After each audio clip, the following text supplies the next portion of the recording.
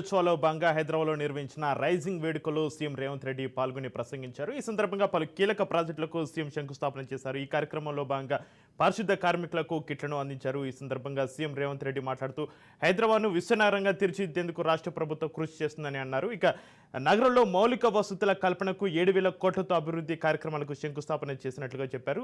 ఎస్టీపీలు, ఫ్లైఓవర్లు, నాలాల అభివృద్ధికి అనేక చర్యలు తీసుకుంటున్నామని సీఎం ఈ సందర్భంగా తెలియజేశారు. ఇక కేబీఆర్ పార్కు చుట్టూ చేపట్టబోయే 6 జంక్షన్ల అభివృద్ధి, 7 ఫ్లైఓవర్లు, అండర్ పాస్ పనులకు ఈ సందర్భంగా ఆయన శంకుస్థాపన చేశారు. ఇక మిగతా డీటెయిల్స్ చూస్తే సీఎం రేవంత్ రెడ్డితో మాట్లాడి నేతలకు రుణమాఫీ చేయిస్తానన్న కాంగ్రెస్ ఎమ్మెల్యే రాజగోపాల్ రెడ్డి అన్నారు. చౌటుప్పలోని పద్మావతి ఫంక్షన్ హాల్లో చేనేత జౌలి శాఖ ఆధ్వర్యంలో నిర్మించిన ప్రజాపాలన ప్రజా విజయోత్సవాల కార్యక్రమంలో ఆయన చీఫ్ గెస్ట్గా పాల్గొన్నారు. చేనేత సమస్యలపై పోరాటంతోనే తన రాజకీయ రంగ ప్రవేశం జరిగిందన్నారు. తెలంగాణ ఉద్యమంలో అణగారిన వర్గాలు, పేదలు, నిరుద్యోగులు, రైతులు ప్రతి ఒక్కరూ పాల్గొన్నారని గుర్తు చేశారు. తెలంగాణ ఒక పార్టీదో ఓ కుటుంబానిదో కాదన్నారు. కేటీఆర్, హరీష్ రావు కవితలపై రాజగోపాల్ రెడ్డి ఫైర్ అయ్యారు.